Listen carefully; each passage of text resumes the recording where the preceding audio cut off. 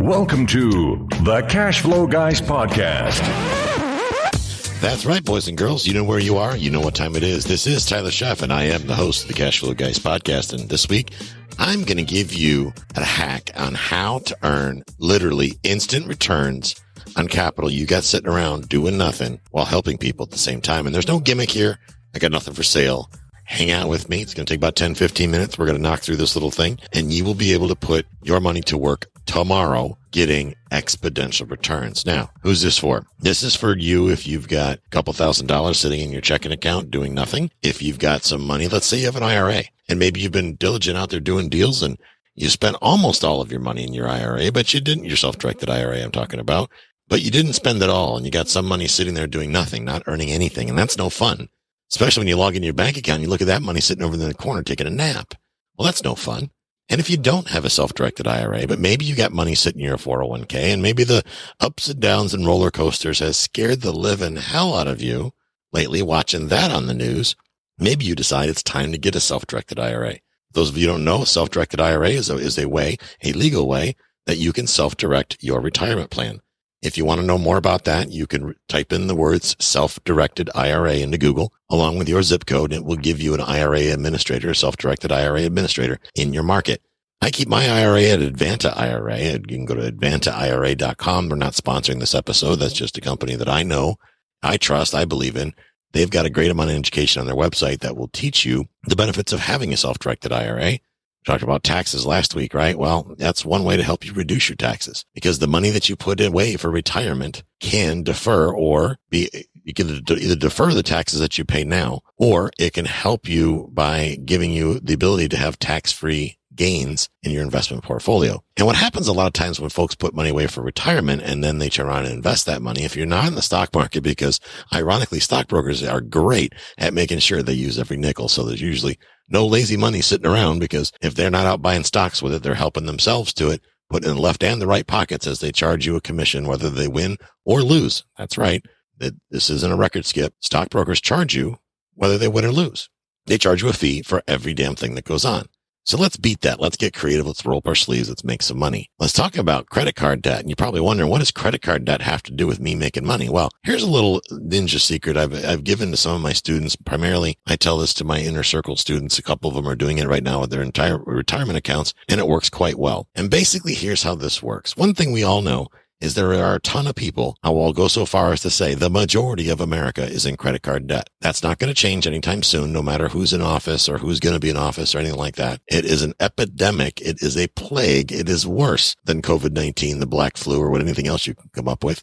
Credit card debt. It gives people like Dave Ramsey the ability to make millions and millions of dollars slapping your pee-pee for getting into credit card debt in the first place and helping you correct your situation so that you can actually have some peace in your life by eliminating credit card debt. Well, I'm going to go ahead and say that most folks on this, listening to this episode right now, have probably had credit card debt at some point in their life. I'm happy to know that some of you that I've talked to have eliminated your credit card debt. So if you've done that recently, or you've done that at all in your life, well done. Good job. Jill and I escaped the rat race. We escaped the financial prison of credit card debt, and wiped our debt a couple of years back, and it has been an amazing feeling ever since then. I'm here to tell you, knowing that Visa and MasterCard are not getting rich off of me makes my day. But did you know that if you've got some idle money sitting around, you can help other people get that same feeling? First of all, I want to say this. If you have a retirement account, or you're socking money away, I can't talk today. You're socking money away for a rainy day or retirement, and you're carrying credit card debt, I'm going to ask you to rethink that. Because think about it this way. If you've got a credit card, let's say you got $5,000 on your credit card, and your credit card has, 15% interest rate. That means you're paying 15% interest on $5,000. But then let's say you've got $100,000 sitting in your retirement account. Well, why would you carry $5,000 in credit card debt if you've got $100,000 sitting in your retirement account? Your retirement account should be earning money for you, as I imagine most of you are hopefully earning money in your retirement accounts. So maybe before you even start this project, maybe it makes sense, and talk to your CPA, make sure you get some good tax advice. Don't guess on this one, but it might make sense. If you don't have the $5,000 cash sitting in your checking account to pay off the $5,000 credit card, it might make perfectly good financial sense to take a early withdrawal, take the $5,000 out of your retirement account and pay off your credit card, and then leave it paid off. Here's why. you will probably find that the cost to pull $5,000 out of your retirement account, even with the taxes and penalties added in, is insignificant as compared to the 15% interest that you're paying on your credit card. I'm here to tell you, you can ignore the problem. It'll continue to fester. You can say, I'll pay it off next month. The bottom line is you're going to pay interest to the credit card companies until you get that balance paid in full. Now, that said, those of you that don't have credit card debt and you want to learn how to make money on credit card debt, get out a legal pad, your pencil, piece of paper. Let's get ready to roll. This is real simple. First of all, you find somebody trustworthy. What do I mean by that? You find somebody that you know of, somebody that appears to have done decent in their world. They maybe own a home or they own some sort of investment property. They own something that appreciates. That's why I'm saying real estate, that you can attach a lien to. And here's what you do.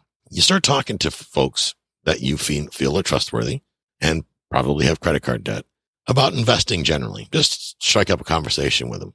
Talk about real estate, talk about the stocks. I don't care what you talk about investing, but then mention that surprisingly enough, most people that invest their money for retirement also at the same time carry credit card debt.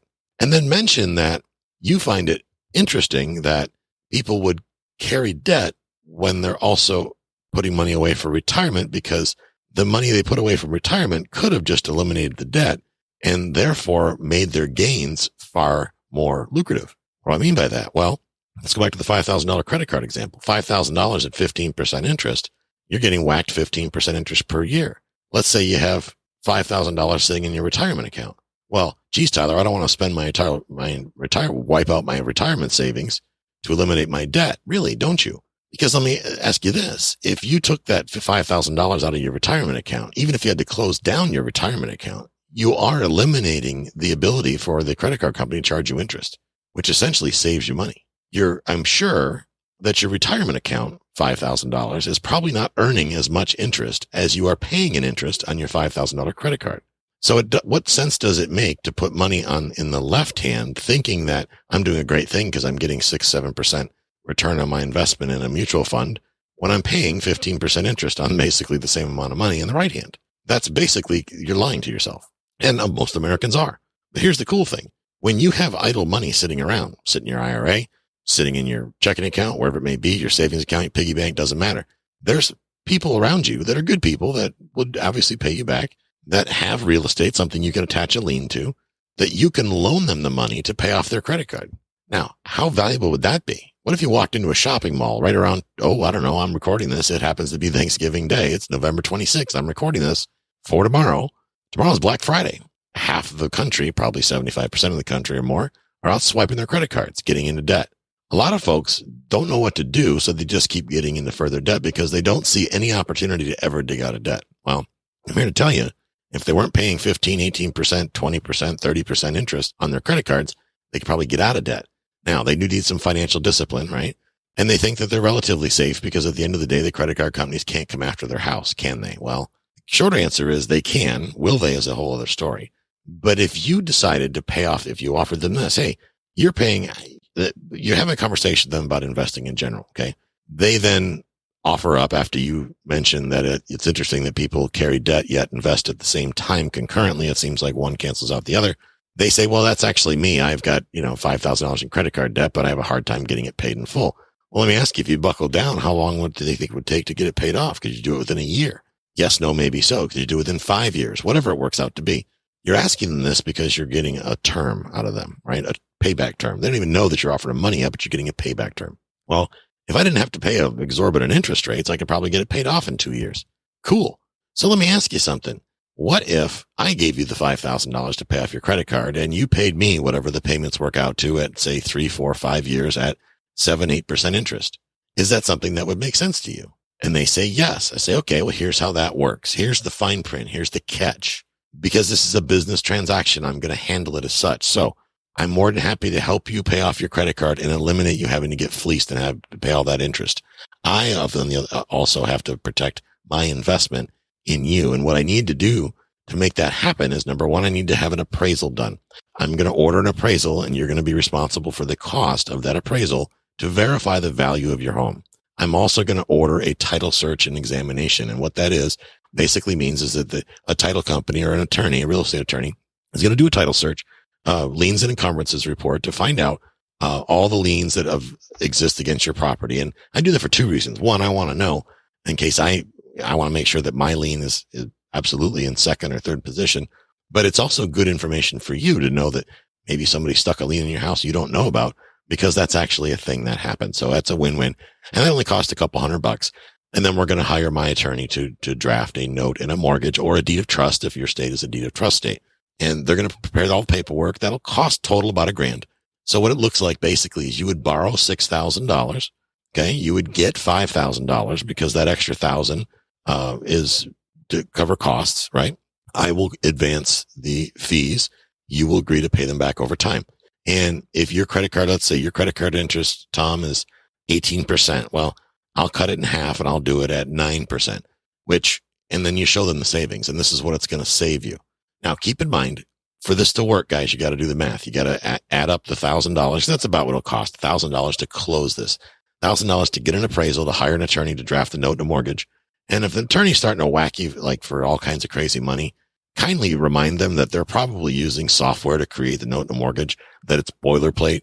And just, I'm offering you an hour worth of legal fees. I'm not trying to do their job and quote what they should charge, but most real estate attorneys charge somewhere between $250 to $400 an hour. I would expect this to take probably about an hour, maybe a little bit more. If it takes more than that, I would kind of question the attorney. Maybe they're fresh out of law school, or maybe they just need a new Mercedes. Either way, but provided they keep the information, keep it realistic. Granted, you're not paying the bill, but you want to make sure the person that you're helping out is not getting fleeced by the attorney's office. But you want to have this stuff done so that you protect yourself and you protect the person that's borrowing the money. Now, that said, think about who you're giving the money to. What you wouldn't want is to pay off someone's credit card only so they could go back and get into credit card debt again. That's where the lien against the house and the mortgage recorded against their home comes in. It's an extra step, and it's kind of a thing that it's kind of like it shakes them up a little bit, because they realize that if they don't do the right thing, they could lose their house in this transaction. Okay. So for a lot of folks, it may rattle their cage a little bit to get them to understand that they've got to pay this back because their house is in jeopardy. That may make them less inclined to swipe that credit card again. And keep in mind, guys, you're entitled to make as much interest as you feel necessary. I just throw numbers out there because it's easy sales pitch, right? It's 50%. I cut your thing and cut it by half, by 40%. Whatever it may be. But this can be a great way, number one, to help out people in your community that happen to have a lot of credit card debt. COVID-19 has put a lot of people in a pickle. Maybe getting out from underneath these predatory credit card companies could give them the extra leg up they need, right? Try to make sure that they're going to be the type of people that are not going to get themselves further into additional debt just because you freed up one of their lines of credit. But guys, this is a simple and easy way to help someone get a little bit ahead by saving them a fortune on their credit card expenses. And maybe hopefully they'll get the hint and stop spending all that money on credit cards. In the meantime, you're moving some of that idle cash you got sitting around gathering dust, because lazy money is not helping you guys. It's not making any money. Actually, lost opportunity cost. If you got money sitting around idle, not doing anything, it costs you money. This is why I tell people, if you got money sitting in your IRA, you want to put it in real estate, you want to get into some awesome deals, then you need to pick up the phone and call me. Go to cashflowguys.com/book Tyler. Go on the website, whack the book Tyler button. Let's go get a piece of property together and we'll both make some money. Guys, have a great week. Catch up with you next time. This concludes today's episode. You don't have to wait till the next episode to learn to earn. Head over to cashflowguys.com and contact Tyler and his team for more powerful tips and ideas, so you can start generating multiple streams of income and escape the rat race.